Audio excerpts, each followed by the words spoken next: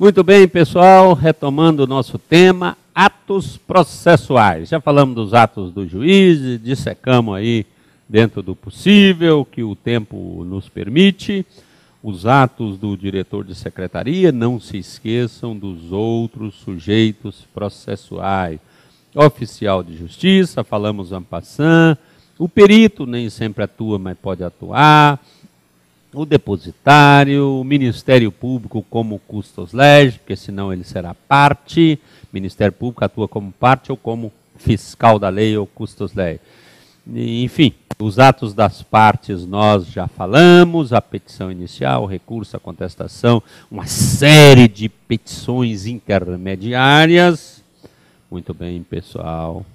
E esses atos, a rigor, não tem forma determinada. Os atos, sejam do juiz, do escrivão, atos das partes, todos os atos processuais, não tem forma, não tem palavras sacramentais, não se exige que o papel tenha esta ou aquela cor. Não, mas os atos têm requisitos. E alguns atos, como, por exemplo, a petição inicial, a contestação, a sentença, esses três atos, eles são fulcrais, são fundamentais no processo, tem uns marcos ali. A petição inicial vai instaurar a relação processual, vai delimitar num primeiro momento as balizas dentro das quais o juiz pode agir. A contestação, ou mais genericamente a resposta do réu, porque pode haver também reconvenção, pode haver exceções, vai determinar, aí vai delimitar mesmo, de um lado a petição inicial e do outro a resposta do réu. As balizas entre as quais, petição e resposta, que o juiz pode transitar. E vem a sentença com a composição da lei. Esses atos, nenhum deles, e muito menos os outros, não tem forma. O ato não requer forma determinada, a não ser quando a lei expressamente o exigir. A lei não exige forma. A lei estabelece requisitos. De todos eles, eu já disse, a petição inicial é o que contém o maior número de requisitos. Uma série de requisitos. Senão ela será inepta. Ela não será apta para provocar a atividade jurisdicional do Estado. Tem que ter o quê? A juiz do tribunal que é dirigido, número e qualificação das partes, pedido, causa de pedido e aí por diante. A contestação. Se ela não preencher determinadas exigências, determinados requisitos, pode ocorrer de presumir-se verdadeiro. Cabe ao réu manifestar-se sobre todos os pontos articulados pelo autor, sob pena de presumir-se verdadeiros os fatos articulados. Cabe a ele fazer a impugnação completa.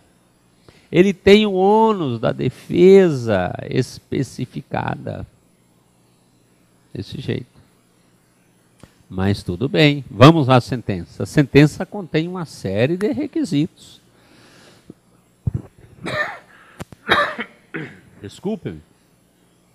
Para que a sentença seja válida, para que não se anule, é preciso que contenha o relatório, a fundamentação e o dispositivo, ou chamado também de conclusão. Mas não tem forma, né? De um modo geral não se exige. Vige o princípio da instrumentalidade das formas. O ato atingiu um fim, ainda que desobedecendo uma determinada forma. A citação é um ato processual. Ela precisa, para ser válida, o oficial de justiça, nessa citação pessoal, comparece, diz ali para a pessoa que está ali para citá-la, entrega uma cópia, entrega a contrafé, colhe a assinatura, se a pessoa não quiser assinar, sem problema, o oficial de justiça lança a certidão, falando que a citou. Enfim. Mas se essa citação, embora inválida, se ela atinge o fim, a parte comparece e contesta, acabou. Ela comparece aos autos, vige o princípio da instrumentalidade das formas, segundo o qual, se o ato atinge o seu fim, está tudo bem. Isso é um princípio hoje muito utilizado. Bem, nós estamos falando em formas, vamos falar um pouquinho dessa novidade, o chamado processo eletrônico. Na verdade, pessoal, processo não é eletrônico, o processo não é virtual. O que é eletrônico ou é virtual é a forma do registro dos atos processuais. Nós falamos que os atos têm uma dimensão que é intangível, que não é palpável, mas tem uma outra para efeito de resgate histórico, para efeito de registro, que você registra no papel. É tudo escrito. E escrito continuará, embora em alguns casos vigore o princípio da oralidade. Mas o fato é que, ainda que seja oral, o mínimo de registro tem que haver, senão se perde no tempo. Quando eu falo em processo eletrônico, na verdade, eu estou falando numa forma de registrar os atos processuais. Então, não fiquem muito impressionados com isso. Não muda quase que nada, a não ser a prática. Como mudou no banco, para sacar um dinheiro eu tinha que ir ao caixa, lá com o funcionário do banco à minha frente, ou eu tinha que emitir um cheque, que era muito comum. Hoje não, você poderia emitir um cheque virtual, nem sei se tem isso, mas nem precisa disso. Você comparece ali, você não tem um caixa, você tem uma câmerazinha como esta te olhando ali no banco. Você comparece lá e vai dando uns comandos. Ah, eu quero sacar. Ah, muito bem. Enfie o seu cartão. No seu cartão tem uma sequência numérica ali, que a máquina vai ler. Vai falar, ah, esse cartão aqui é do João Batista de Oliveira Figueiredo, é ele mesmo. E está te olhando, a câmerazinha está filmando tudo. E, ô João, tudo bem? Dá a conversa com a pessoa ali, ou escreve. Agora, vamos conferir se esse troço é o João mesmo. Pode ser um sujeito que pegou esse cartão. Pede uma sequência numérica, é uma assinatura digital. Essa assinatura, eu não sou técnico nisso, pelo amor de Deus, mas composta por esse cartão ou o e-token, às vezes precisa daquele e-token, dá na mesma aquilo, uma sequência de números. E precisa ali do númerozinho. A hora que fez aquilo, falou, esse é o João mesmo, bacana. Se não for, babau, é como se a pessoa falsificasse, ali é tido como verdadeiro. Ele adquiriu aquele número, ou porque o titular da conta contou, ou porque foi sequestrado, está lá com a arma na cabeça. Não tem muita diferença da assinatura manuscrita, porque também a pessoa podia, com a arma na cabeça, assinar um cheque. O cara levou lá para trocar. Então, quando se fala em processo eletrônico, isso, a rigor, não está correto. Mas nós acostumamos a falar assim, e daí? Não se preocupem com essa questão. O processo não é eletrônico. O processo é processo. O processo continuará sendo relação jurídica. O que vai mudar? A forma de registro. Nem a forma continuará sendo escrita. O que vai mudar é o meio onde se registra. Hoje, boa parte dos processos, você registra num papel feito de celulose, com as árvores lá da Amazônia, eles vão tirando aquilo ali, muitos e muitos campos de futebol por dia, com motosserra, e vão transformando em papel, e nós vamos escrevendo. Até pouco tempo escrevia-se à mão, depois passou para a máquina de dactilografia, de dáctilos. Agora a gente usa digitar, usa dígitos 0 e 1, mas também com os dáctilos para pôr os dígitos, sem problema. Agora você vai digitar, continuar digitando, mas não vai usar mais o papel lá da nossa querida Amazônia. Vai ficar no meio virtual, nas nuvens. Então o processo será chamado de eletrônico. Não é o papel, pelo amor de Deus, é onde está isso, o registro. Os autos são virtuais. Eles são registrados dessa forma. Todo mundo já sabe disso, pelo amor de Deus. E isso muda Muda o processo? Não, o processo continuará lá. Ele continuará numa prateleira, os autos. Só que não será mais uma prateleira física, será uma prateleira virtual. Isso vai agilizar muito? Nada, não acreditem nisso. Que diferença tem entre os autos ficar numa prateleira ou ficar num computador? Eu acho até que é mais cômodo ficar num computador que eu não vejo. Eu estou lá vendo na prateleira, pelo menos quando eu fui juiz, eles me incomodavam. Aquele troço criava asa e vinha em cima de mim, eu tinha pesadelos. Agora ele vai estar lá escondidinho no computador. Para decidir o processo dependerá do juiz, não tem jeito, ele tem que entrar nos autos, virtuais ou físicos, não importa. Mas enfim, é o nosso tempo, tudo será assim. Em banco, está muito, muito à frente do Poder Judiciário, quase tudo é assim. Na Receita Federal, companhias telefônicas, embora a companhia telefônica tenha aquele negócio lá do... enfim, uma pessoa que fica ali atendendo, aquilo é horrível num telefone. O processo é eletrônico. A Lei 11.419, de 2006, trata disso. O novo CPC traz uma série de regramentos sobre o chamado processo eletrônico, vamos chamá-lo assim, e sobre o documento eletrônico, que é uma realidade, não tem como fugir. Amanhã não haverá papel, esqueça disso. Não haverá papel para esse fim, é claro. Então, pessoal, nós temos essa novidade, que é a utilização dos meios eletrônicos para a prática e o registro. Eu não vou mais escrever no papel, vou escrever aqui, dar um cliquezinho e autuou, o negócio cai dentro do arquivo, num sistema. Onde isso está, eu não sei, nas nuvens, seja lá num grande computador, num mainframe, aí por diante. Vamos para frente.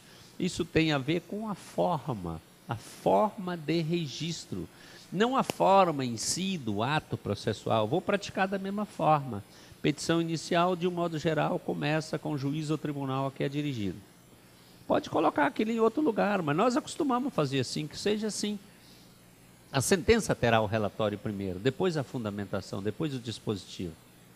Mas nada impede que o dispositivo ou a conclusão venha primeiro. Não. Terão que ter os requisitos. Agora, como fica registrado isso é que vai mudar. Muito bem. A regra é essa mesmo, o processo é escrito. Alguns casos, nós falamos, juizados especiais, admite uma oralidade mais intensa. Mesmo assim, boa parte do que é dito é reduzido a termo. Até recentemente era só papel, nós já falamos. E escrevia-se à mão. Quando eu ingressei pela primeira vez na justiça, vamos chamar assim, no Ministério Público do Estado de Goiás, os termos de audiência eram redigidos num livro à mão. Depois veio a máquina da datilografia, ela já existia, eu não sou tão velho assim. Mas lá na minha antiga comarca de Corumbaíba, o escrivão não usava para audiência. Não sei por que não usava ainda. Ela já via, eu trabalhava na minha. Teco, teco, teco, teco, teco. Depois veio uma máquina de esfera. Isso era uma novidade, era caríssimo. E depois uma máquina, essa de esfera já corrigia, era uma IBM. Aí tinha um corretor de texto. Eu achava aquilo, é o supra-sumo, aquilo é coisa de primeiríssimo mundo. Depois inventaram uma máquina que você conseguia reproduzir. Você fazia, por exemplo, um parecer e aquilo poderia imprimir 10 cópias ali, sem ter que digitar de novo, sem ter que tirar xerox. Depois chegaram os computadores, os chamados PCs com 10 megas, tinha um disquete lindo, grandão, nunca mais vi aquilo. Enfim, isso faz parte da modernidade. Até recentemente era via papel, o código prevê isso, que é para escrever com tinta escura, indelével, que não se apaga, e assinado manuscritamente. Qualquer tempo identifica, foi o juiz, o promotor, as partes que assinaram aí, e você identifica isso. Veio a Lei 11.280 de 2006 e já permitiu aos tribunais regulamentar o processo eletrônico, o registro dos atos processuais via virtual, nesse mundo que não é palpável, mas que está lá, que existe. Não é palpável assim, não dá para pegar. E logo em seguida, no mesmo ano, uma lei mais detalhada, a 11.419, que estabelece normas gerais do processo eletrônico. E o novo CPC, que está aí no forno, quase atingindo a temperatura ideal, que aí disseca um pouco mais isso. Não caberá ao novo código descer em minúcias técnicas, não. Está dizendo no novo CPC o que já foi dito. O que a medida provisória 2.200, essa sim é a origem de tudo.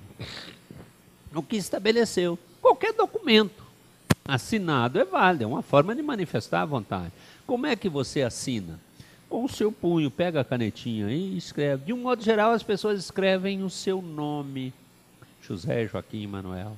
Mas não precisa ser, é uma marca que só você pode fazer a sua assinatura. Não pela forma, mas pela a fuga da caneta, uma série de aspectos técnicos que os peritos conhecem, quem trabalha com assinatura conhece esses aspectos para identificar uma assinatura e não pela forma, que é a pior forma de se identificar. Aqui vai mudar, nós vamos mudar. Como é que você vai assinar? Não é o punho mais. É um númerozinho que você tem na cabeça, uma sequência, você tem um cartãozinho do Supremo Tribunal Federal, tem um e-toquezinho, que tem ali um número, tem uma série de dados, você enfia aquilo lá e fala, parece que esse cara, deixa eu conferir se é ele mesmo. Você tem uma chave, uma sequência alfanumérica, alfa só, numérica só, enfim, você tem uma chave que é chamada de chave privada, é sua, guarde aquilo na sua cabecinha. E não conte para ninguém, nem com um revólver na cabeça. Brincadeira, se chegar a arma às vezes vale a pena. E aí você assina e aí o sistema que tem a chamada chave pública confere, opa, esse cara é mesmo. Então os documentos serão assinados assim, em qualquer tempo pode conferir. Isso aí saiu do punho? Não, mas foi lavrado, foi escrito com a essência dessa pessoa. Olha essa sequência numérica aqui, isso é só ele que tem. Ele tem o e-token assim. Hoje os atos processuais, boa parte deles assinados assim, assinados pelos advogados. Deixa eu transmitir para o tribunal. Aqui o advogado fulano de tal, o AB tal, tá bem, digita aí a sua senha, põe o seu e-token. O juiz está lá proferindo uma sentença, proferiu a sentença, vou assinar. Pega a sua canetinha, vai na tela do computador e assina. É claro que eu estou brincando. Não, ele tem lá, o tribunal fez para ele uma assinatura digital, ou do próprio tribunal ou de órgãos credenciados, as chamadas certificadoras, credenciadas pela ICP Brasil, esse sistema de chaves públicas. Então eu tenho uma assinatura, em vez de eu ter treinado a minha, e eu fiz assim desde a minha infância e adolescência e por diante, agora não, em 5 minutos eu faço, eles me dão um número, falei isso aí. Eu esqueci, eu faço outra para você, não tem problema, desse jeito. O registro é impresso, agora passa a ser escrito em meio virtual. Nós falamos da 11.280, a medida provisória 2.200 é muito importante, porque é ela que deu valor a essa assinatura. Antes isso não valia nada, isso não está assinado. A pessoa não manifestou a vontade, agora é por lei, a lei quis, o legislador quis. E a lei 11.419 regula o processo eletrônico. Mas, a rigor, o processo eletrônico é válido por causa da medida provisória 2.200, que reconhece valor a essa assinatura. Mas precisa, é claro, descer a minúcia, que isso não é matéria de processo, isso é matéria para pessoas técnicas. Como que vai fazer? Eu não vou ficar aqui explicando isso. Então, a assinatura manuscrita, ainda muito utilizada e sempre será, cada vez menos, mas a assinatura eletrônica, que é feita por uma certificação digital ou credenciamento junto ao respectivo tribunal.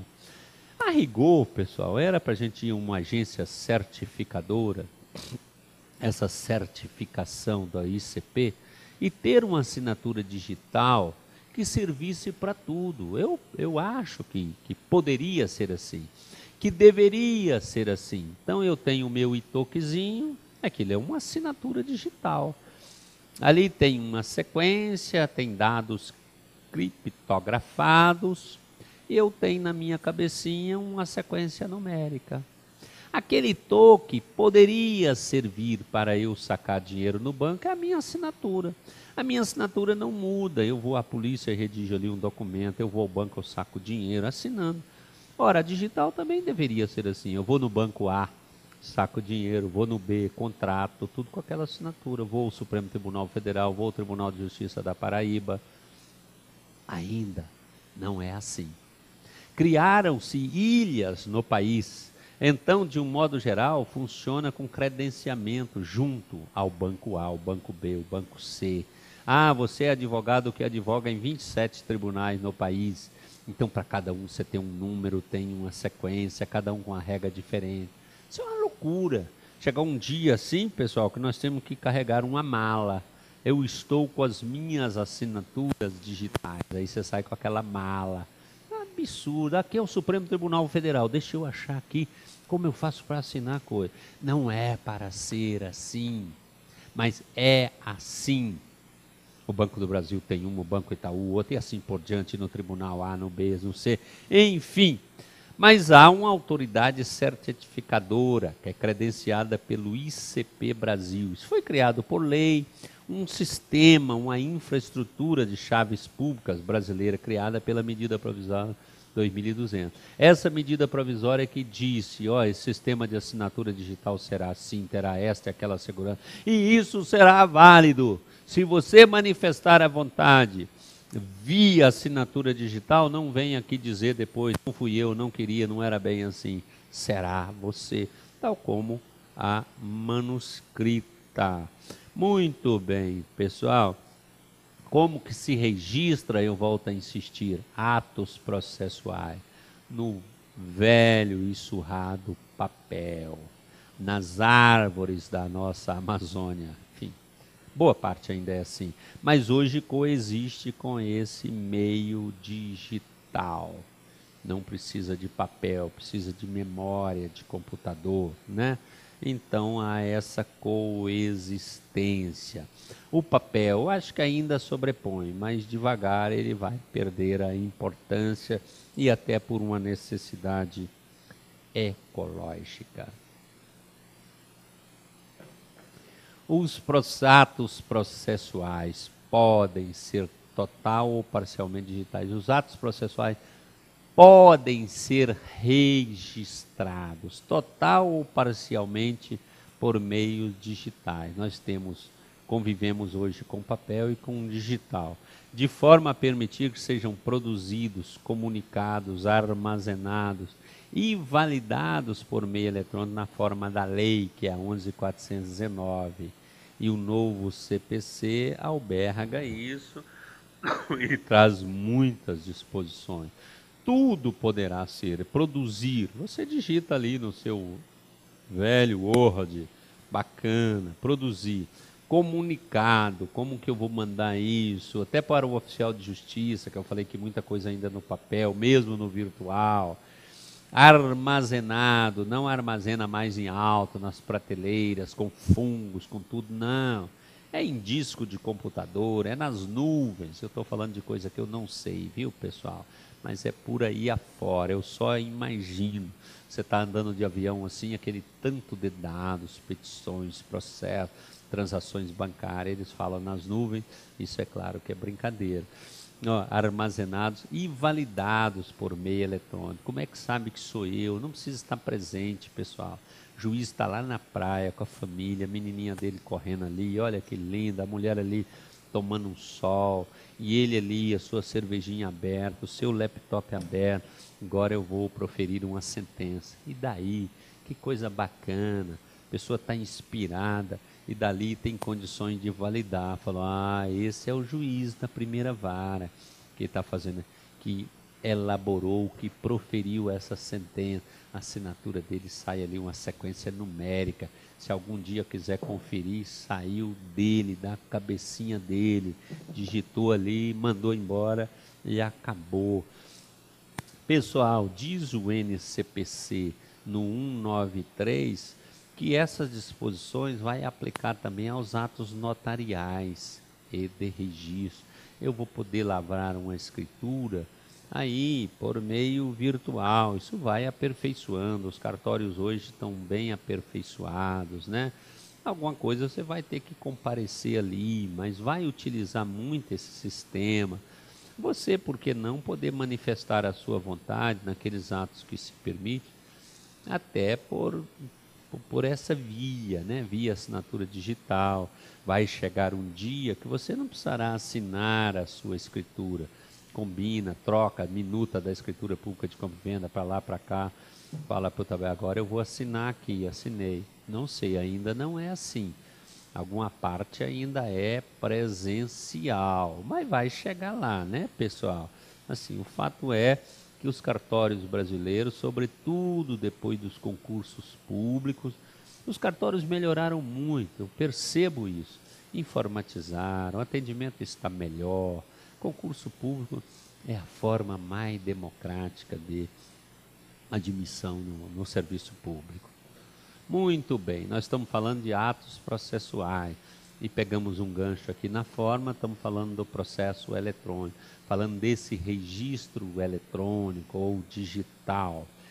Muito bem, e vou pegar aqui mais ou menos um artigo do NCPC, aqui com pequenas alterações, 194. O que o 194 estabelece? O NCPC estabelece as regras gerais, juntamente com a Lei 11.419, estabelece as regras gerais do sistema de automação. Diz o seguinte: os sistemas de automação processual respeitarão a publicidade dos atos, o acesso e a participação das partes e de seus procuradores, inclusive nas audiências e sessões de julgamento, observadas as garantias da disponibilidade, independência da plataforma computacional, acessibilidade, interoperabilidade dos sistemas, serviços, dados e informações que o Poder Judiciário administre no exercício de suas funções. 194. Muita questão técnica, muitos termos técnicos que não interessam a nós, mas aqui traça as regras. E até para que não infrinja, né, a Constituição da República. Os atos processuais são públicos. Então você não pode criar um sistema informatizado que seja hermético. O que está registrado aí está registrado, está tudo muito seguro, sabe? Mas ninguém pode ver. Não, isso não pode, isso afronta o devido processo legal. Então, estabeleceu a norma, está tudo bem, o sistema vocês vão criar, os tribunais vão criar, o CNJ vai estabelecer as regras gerais, os tribunais supletivamente, mas tem que obedecer à publicidade. Tem que obedecer, tem que respeitar, tem que garantir o acesso e a participação das partes e de seus procuradores. Então, criou um processo, está muito bacana, os autos estão lá, digitalizados, mas ninguém tem acesso, só o juiz.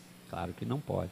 O advogado tem que entrar nos autos, a parte pode entrar, tudo com segurança, com senha, não tem jeito de apagar. A participação e de seus procuradores, dessa forma, e garantir tudo isso aqui, certo? Aí, um conceito assim importante, chave, é a chamada interoperabilidade. Eu sou leigo nesse assunto, mas eu acho que ainda é muito precário.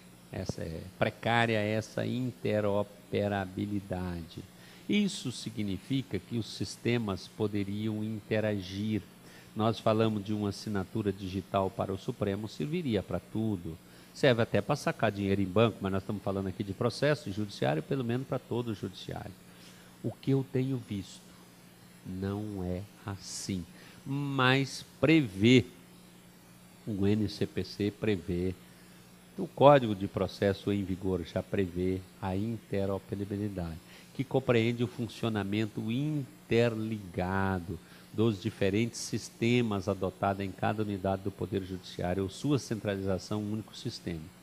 Isso permitiria que a identidade eletrônica registrada junto a um órgão pudesse ser utilizada em qualquer outro órgão do Poder Judiciário que operasse com o mesmo sistema.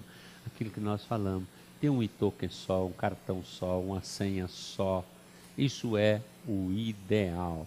Pessoal, vamos dar continuidade a esse assunto no próximo bloco.